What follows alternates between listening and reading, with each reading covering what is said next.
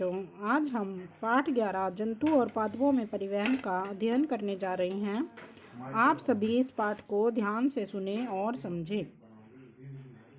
आप जानते हैं कि सभी जीवों को जीवित रहने के लिए भोजन, जल और ऑक्सीजन की आवश्यकता होती है। उन्हें इन सभी पदार्थों को अपने शरीर के विभिन्न अंगों तक पहुंचाना होता है बच्चों।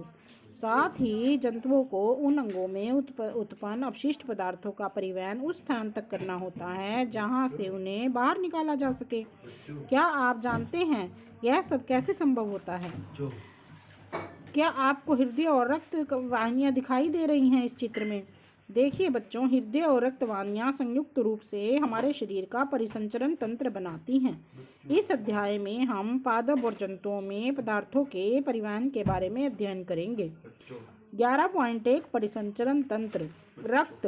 जब आपके शरीर का कोई भाग कट जाता है तो क्या होता है? रक्त या रुधिर बाहर बहने लगता है। लेकिन रक्त है क्या? रक्त वह तरल पदार्थ या द्रव है जो रक्त वाहिनियों में प्रवाहित होता है। यह पाचित भोजन को छोटी आंत से शरीर के अन्य भागों तक ले जाता है। फेफड़ों से ऑक्सीजन को भी रक्त ही शरीर की कोशिकाओं तक ले जाता है। रक्त शरीर में से अपशिष्ट पदार्थों को बाहर निकालने के लिए उनका परिवहन भी करता है। रक्त विभिन्न पदार्थों को किस प्रकार ले जाता है?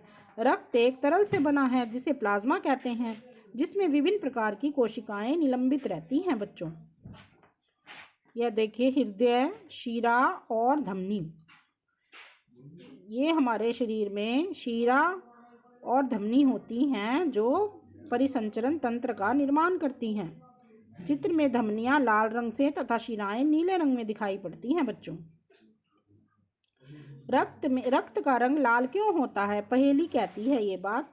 रक्त में एक प्रकार की कोशिकाएं लाल रक्त कणिकाएं या आरबीसी होती हैं, जिसमें एक लाल वर्णक होता है जिसे हीमोग्लोबिन कहते हैं बच्चों। हीमोग्लोबिन ऑक्सीजन को अपने साथ संयुक्त करके शरीर के सभी अंगों में और अंततः सभी कोशिकाओं तक परिवहन करता है। हीमोग्लोबिन की कमी होने पर शरीर की सभी कोशिकाओं को कुशलतापूर्वक ऑक्सीजन प्रदान करना कठिन हो जाता है बच्चों। हीमोग्लोबिन की उपस्थिति के कारण ही रक्त का रंग लाल होता है बच्चों। रक्त में अन्य प्रकार की कोशिकाएं भी होती हैं जिन्हें श्वेत रक्त कोशिकाएं कहते हैं। ये कोशिकाएं उन रोगाणुओं को नष्ट करती हैं जो हमारे शरीर में प्रवेश कर जाते हैं। बूझो खेलते समय गिर गया और उसके घुटने में चोट लग गई। कटे हुए स्थान से रक्त बहने लगा।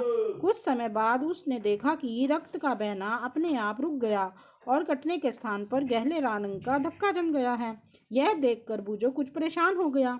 रक्त का धक्का बन जाना उसमें एक अन्य प्रकार की कोशिकाओं की उपस्थिति के कारण होता है बच्चों।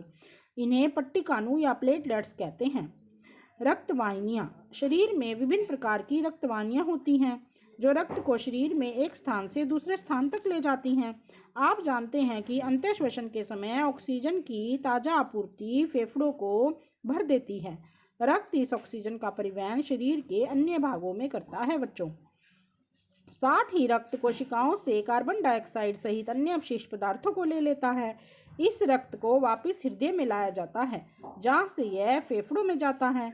फेफड़ों से कार्बन डाइऑक्साइड बाहर निकाल दी जाती है, जैसा कि आपने अध्याय 10 में पढ़ा है। इस प्रकार शरीर में दो प्रकार की रक्त वाहिनियां पाई जाती हैं, धमनी और शिरा। धमनियां हृदय से ऑक्सीजन समृद्ध रक्त को शरीर के सभी भागों में ले जाती हैं। चूंकि रक्त प्रवाह तेजी से और अधिक दाब पर होता है, अतः धमनियों की भित्तियां मोटी और प्रत्यास्थ होती हैं। आइए हम धमनियों में रक्त के प्रवाह का अनुभव करने के लिए क्रियाकलाप करते हैं बच्चों। क्रियाकलाप 11.1। आपने दाहिने हाथ की मध्य और तर्जनी उंगली को अपनी बाईं कलाई के भीतरी भाग पर रखिए। क्या आपको कोई स्पंदन महसूस होता है? यहाँ स्पंदन क्यों होता है? यह स्पंदन नाड़ी स्पंद कहलाता है बच्चों। इसको नब्ज कहते हैं और यह धमनियों में प्रवाहित हो रहे रक्त के कारण होता है। देखिए कि 1 मिनट में कितनी बार स्पंदन होता है। कलाई में नाड़ी स्पंद को अनुभव करना। आपने कितने नाड़ी स्पंदन गिने? प्रति मिनट स्पंदों की संख्या स्पंदन दर कहलाती है बच्चों। विश्राम की अवस्था में किसी स्वस्थ वयस्क व्यक्ति की स्पंदन दर सामान्यतः 72 से 80 स्पंदन प्रति मिनट होती है। अपने शरीर में अन्य ऐसे भागों का पता लगाइए जहां आप नाड़ी स्पंदन को अनुभव कर सकते हैं। अपनी और अपने सहपाठियों की प्रति मिनट नाड़ी स्पंदन दर ज्ञात कीजिए। अपने द्वारा प्राप्त आंकड़ों की तुलना कीजिए। उन्हें सारणी 11.1 में लिखिए बच्चों। देखिए बच्चों, ये 11.1 सारणी है। इसमें नाड़ी स्पंदन प्रति मिनट लिखना है और नाम लिखने हैं अलग अलग अपने दोस्तों के। ये रक्त वाहिनियां जो कार्बन डाइऑक्साइड समृद्ध रक्त को शरीर के सभी भागों में वापस हृदय में ले जाती हैं, शिराएं कहलाती हैं बच्चों।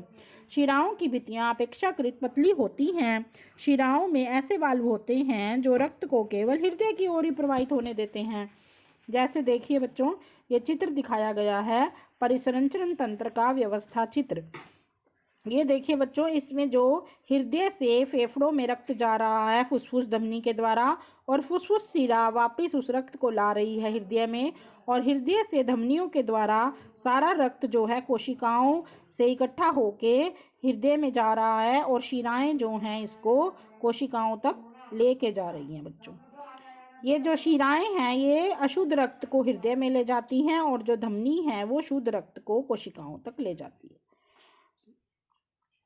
चित्र 11.3 देखिए, क्या आपको धमनियां अन्य छोटी छोटी वाहिनियों में विभाजित होती दिखाई देती हैं? ऊतकों में पहुंचकर वे पुनः अत्यधिक पतली नलिकाओं में विभाजित हो जाती हैं, जिन्हें कोशिकाएं कहते हैं। कोशिकाएं पुनः मिलकर शिराओं को बनाती हैं जो रक्त को हृदय में ले जाती हैं। बूझो कहता है, मैं चित्र 11.3 देखकर भ्रमित हूँ। मैंने पढ़ा था धमनी सदैव ऑक्सीजन समृद्ध रक्त ही ले जाती है। पहेली ने समझाया कि फुसफुस धमनी हृदय में से रक्त को ले जाती है, इसलिए इसे शीरा नहीं बल्कि धमनी कहते हैं। यह कार्बन डाइऑक्साइड समृद्ध रक्त को फेफड़ों में ले जाती है। फुसफुस शीरा ऑक्सीजन समृद्ध रक्त को फेफड़ों से हृदय में लाती है बच्चों। रक्तदान के विषय में पढ़ेंगे। रक्त की अनुपलब्धता के कारण सैकड़ों लोग अपनी जान गंवा देते हैं। स्वेच्छा से किया गया रक्तदान हानि रहित व दर्द रहित होता है, जो कई व्यक्तियों की जानें बचा सकता है। रक्तदान अस्पतालों में व्यक्तियों द्वारा अधिकतर जगहों पर ही किया जाता है। रक्तदान किया गया रक्त ब्लड बैंकों में विशेष बैंकों में रखा जाता है बच्चों, विशेष देखभाल से रखा जाता है। तो बच्चों, एक ऐसे पंप की कल्पना कीजिए जो वर्षों तक बिना रुके कार्य करता रहता है। यह बिल्कुल असंभव प्रतीत होता है, फिर भी हमारा हृदय जीवन पर्यंत बिना रुके रक्त को पंप करने का कार्य करता रहता है। आइए हम हृदय के बारे में कुछ और जानकारी प्राप्त करें। हृदय वक्ष गुहा में स्थित होता है, जिसका निचला सिरा थोड़ी बाईं ओर झुका रहता है। अपनी उंगलियों को भीतर की ओर मोड़कर मुट्ठी बना लीजिए। आपके हृदय का साइज लगभग आपकी मुट्ठी के बराबर होता है बच्चों। जरा सोचिए, यदि हृदय में कार्बन डाइऑक्साइड और ऑक्सीजन से समृद्ध रक्त परस्पर मिल जाए तो क्या होगा।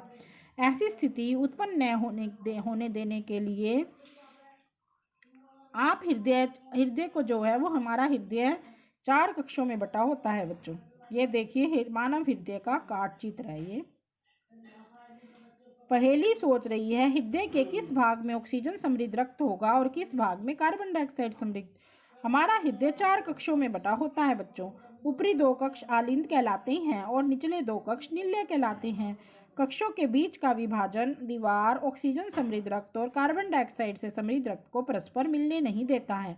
परिसंचरण तंत्र की कार्यविधि को समझने के लिए हम अपने हृदय के दाईं ओर से प्रारंभ करेंगे बच्चों। यह देखिए बच्चों, ऊपर महाशिरा है, इधर महाधमनी, फुसफुस धमनी इधर दिखाई गई है, ये नीचे फुसफुस शिरा है, इधर दायां आलिंद है, ये नीले वाला दिख रहा है जो, और जो ये रेड कलर का दिख रहा है बायां आलिंद है। ये कक्षों के बीच में विभाजन की दीवार है बच्चों। दायां आलिंद के नीचे दायां निलय है नीले रंग का, बायां आलिंद के नीचे बायां निलय है बच्चों। ये मानव हृदय का काट चित्र है बच्चों।